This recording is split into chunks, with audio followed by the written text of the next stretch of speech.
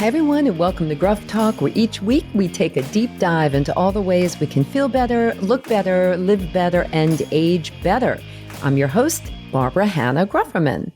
March is National Nutrition Month, which is the perfect time to bring back a very frequent guest on the show, Heidi Skolnik, who will talk us through the top 5 foods we should all be eating every day to age better.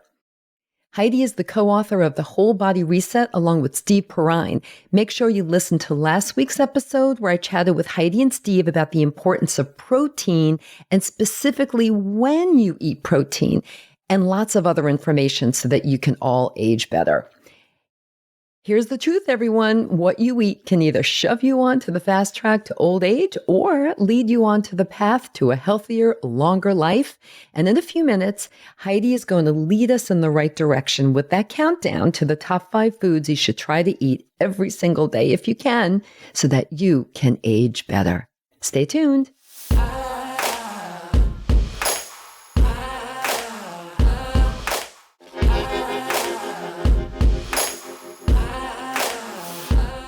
Joining me today is Heidi Skolnik, co-author of The Whole Body Reset, a book I love and adore. And she's also my go-to expert about all things nutrition. And welcome to GRUFFtalk, Heidi. Welcome back, I should say. I love being here. I always enjoy talking to you. This is your 3rd visit. I don't want to make the listeners jealous, but we always have fabulous conversations before we even start. Yeah, we do. Everyone, we just spent, I think it was almost half an hour talking before we hit that record button. Oh my goodness. Okay, Heidi, you know, we're in March, and March is National Nutrition Month. And of course, I always think about you. And last week, for anyone who didn't hear it, last week I reposted the episode that we did with your co-author of The Whole Body Reset, Steve Perrine, and we recorded that in May of 2022. Can you believe it? Time has gone by so fast. When the book came out. Exactly. It was a great conversation about protein timing and a lot of other really great things. And so that ran last week. But today I brought you on because I wanted to, in honor of National Nutrition Month, I wanted you to tell us your top 5 most important things that we need to eat every day if possible. And we're going to do it like a David Letterman, although he does, or he used to do, he's no longer on the air, but he would do the countdown to 10 to number 1. So we're going to do a countdown starting with number 5. So let's go. Okay, Heidi, what's number 5? So number 5 is calcium, of course, for bone health. It actually helps for blood pressure too. You know, we forget that it does more than one thing in our body. But, you know, even though we are past our bone building years, we still need to pay attention to getting that calcium in so we're not taking calcium out of our bone bank. Think of it like your retirement account, right? If you have money coming in, you don't have to touch it. If you don't have money coming in, you got to take some out. And so your bone bank is there to be used if it needs. But if we're taking enough calcium, we don't have to touch the bone bank. What are some of the best sources of calcium? So, you know, here's the thing. Dairy's gotten a bad rap. I'm a very dairy positive nutritionist. And so it still is a great source. Now, in other countries where people might not have as much calcium, they might eat a lot of fish with bones in it, or, you know, seaweeds with high calcium. You can get it in other food sources. So that's why I'm saying calcium. You know, we eat food, we don't eat nutrients. And here we're talking about nutrients or food, you know, we go back and forth. So you can get calcium in, clearly, milk and yogurt and cheese are the best, easiest sources around. And I think they're affordable, they're accessible, and they're nutrient rich. Mm-hmm.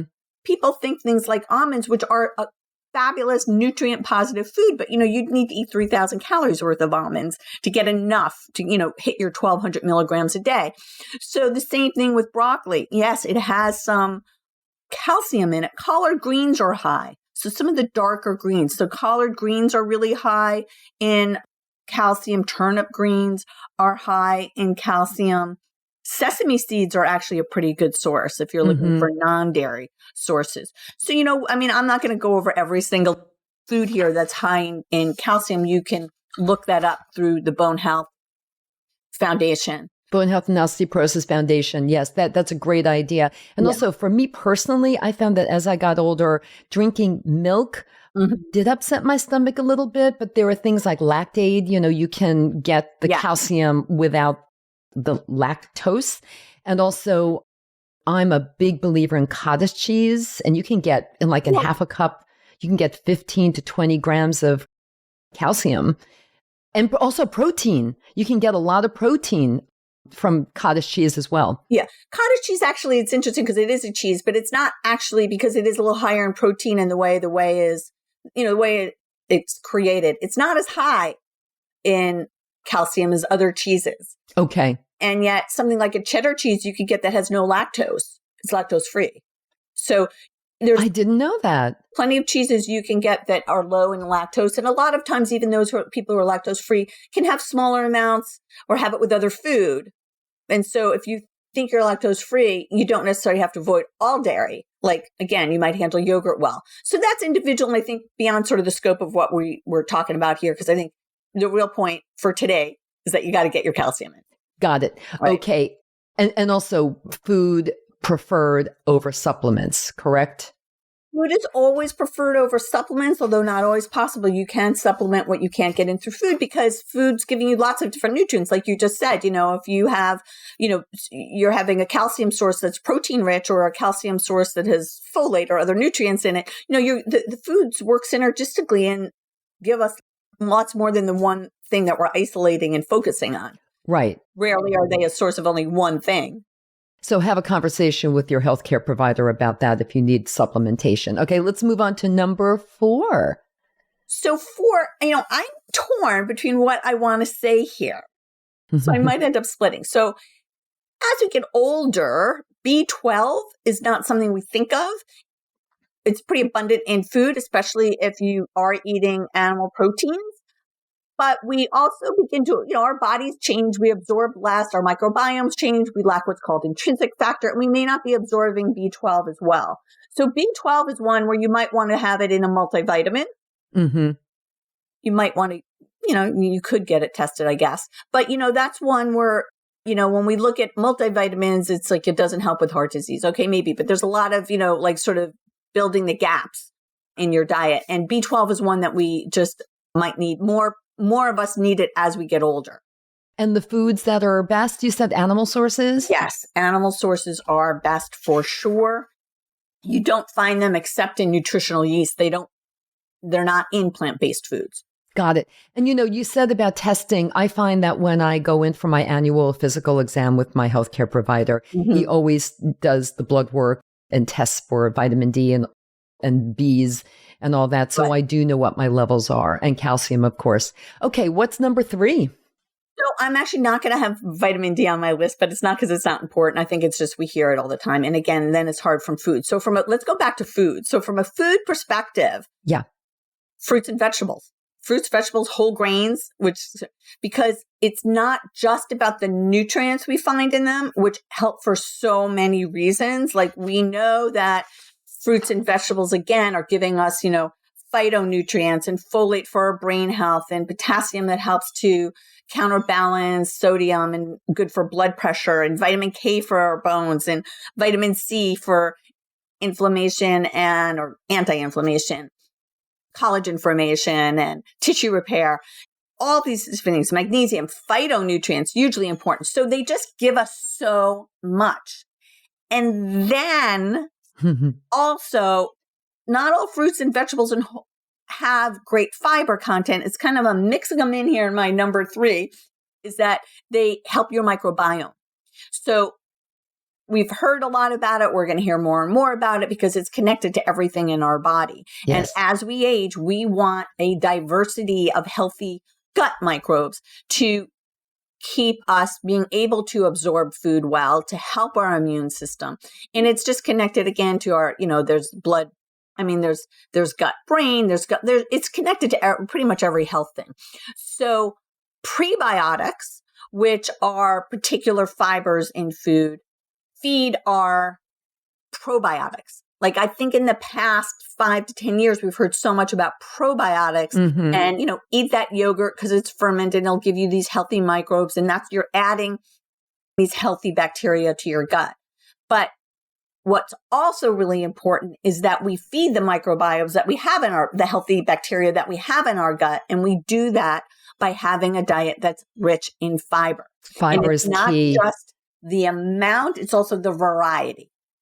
Mm-hmm. I had a really amazing researcher on the show a couple of months ago talking about the microbiome, and he covered all of this. And probably the most important takeaway was there is a lot that's in our control with regards to how our microbiome is doing, and adding fiber to it every day is super important. Again, and think about it at every meal, right? Like if you can get 2 to 3 good, like a good source of fiber is considered 2 or more grams. So it's not like one food, right? So if you have a meal and you can add 2 or 3 good sources of fiber, you go 2, 4, 6, or you're up to like 8 to 10. Like it's small changes. And then each meal you do that. And now instead of having less than 16, which most Americans have less than 16 grams of fiber, and we want 24 to 30 grams of fiber.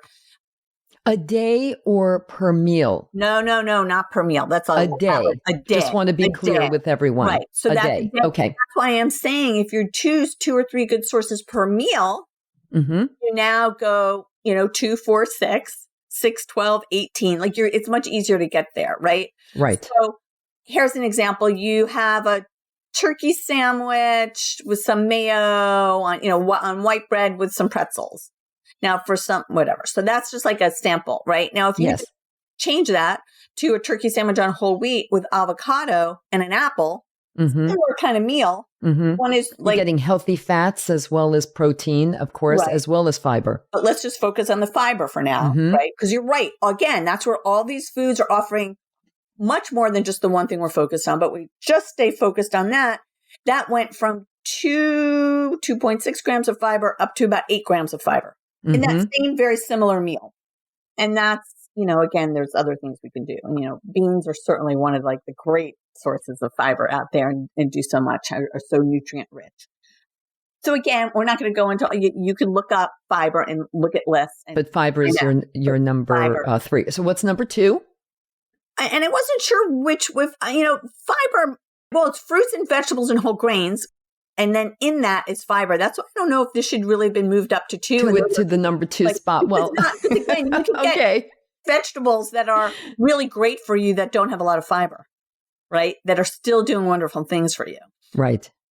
So really, in general, what you're saying is like we've been advocating for so many years for a healthy life and to how to age better is make the vegetables and fruits the star of your plate. Right?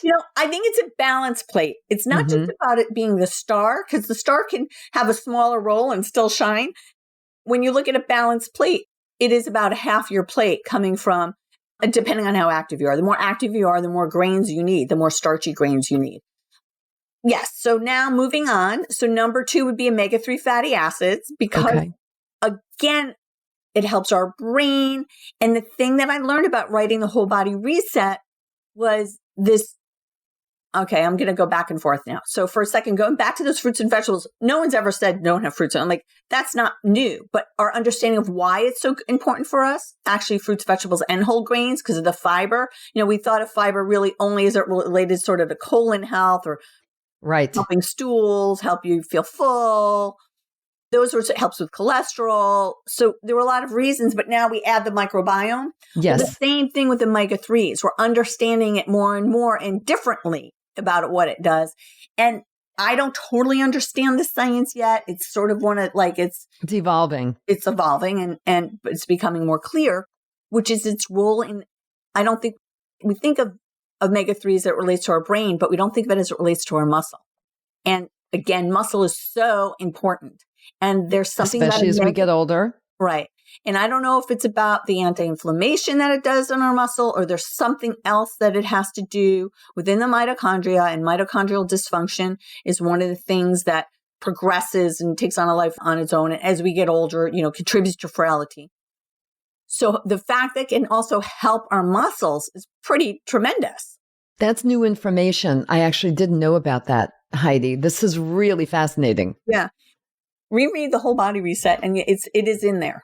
we do touch on it. It's just not the focus of the book, but we do touch on it because, again, remembering that maintaining your muscle is really the cornerstone of almost all the diseases we think of or conditions we think of with aging and getting in the way of being healthy. I mean, more muscle reduces your risk of diabetes. It helps your muscles are like a clearinghouse for sugar and also helps with insulin, sensitivity. And it relates to, it's just It's on and on. 2 weeks ago, I did already reference last week's episode where you and Steve Perrine were on talking about the whole body reset and protein timing. But then 2 weeks ago, I had on as the guest Gretchen Reynolds, who writes the Your Move column for the Washington Post. She used to be at the New York Times. And we talked specifically about muscle, the importance of muscle as we get older, how important it is to age better and stay independent and mobile and everything else. I mean, it really is a cornerstone of aging better. Best sources to get. So there's that muscle, like you were saying, it's strength, it's bone health, right? Your muscle is on bone, it's blood pressure, it's cognitive health, it's mood normalization, mobility, as you mentioned, supports your immune function, your gut health, heart disease. It's so much. It is the cornerstone. Yep. So that would be protein is for sure the number one, I'm saying. And we need 25 grams if we're women per meal, 30 grams if we're male per meal. If you're a little smaller, a little less. If you're bigger, a little more. It's based on your lean mass. Since most of us don't know what our lean mass is, it's based on our weight. And we're not talking about high protein. We're talking about a little bit more than what the RDA would say, because it relates to that anabolic resistance we have as we age, right? We don't make muscle as easily as when we were younger. So we need a little bit more to press that muscle building button. And so we need to get that protein in at each meal. It's distribution and dose, right? So you can't wait and just have a nice big dinner and then think you're good. Right, which is what I think the typical American does, is they'll have that meat and potato dinner, but kind of eat sparsely throughout the day, not have eggs in the morning. I mean, maybe on weekends, the brunch, but otherwise, I think we have to really switch things around. Exactly. So that's my list. Yeah, it's a great list, Heidi. Thank you so much. Great list. One thing I wanted to ask you, though, we moved on very quickly from number 2, the omega-3s. What are the best sources of omega-3s? Just very quickly. Supplements in this case, or fish oil?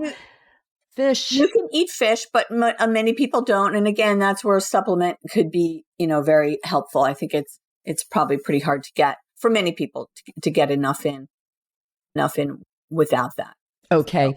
Heidi, thank you so much for, you want to add something? Go for it. Even though this was nutrition, again, that other piece, because maintaining muscle requires strength training. Yeah. So, I am an exercise physiologist as well. And I do want to say, we think so much of cardio, important, but we really got to get that strength training in, because that will allow you to utilize all of these different nutrients and foods and put them to good use. Yeah. And everyone, again, I referenced the episode from 2 weeks ago with Gretchen Reynolds, but you should listen back, because that would be a nice little kind of teamwork, if you will, talking about what Heidi just was talking about, and then kind of coupling that with what Gretchen Reynolds talked about with regards to strength training and how you can get it into your daily lives. And you can, believe me. Heidi, thank you so much for stopping by again. I know you'll be back soon to talk about other things, nutrition and wellness and aging better related. So thank you so much. Thank you. Happy National Nutrition Month. Thanks for tuning in, everyone. If you enjoyed this episode of Gruff Talk, please do 2 things. First, share it with all your friends and family, and subscribe to Gruff Talk wherever you listen to podcasts, including YouTube, so you never miss a single episode. Until next time, remember this: we can't control getting older, but we can control how we do it. Talk to you soon.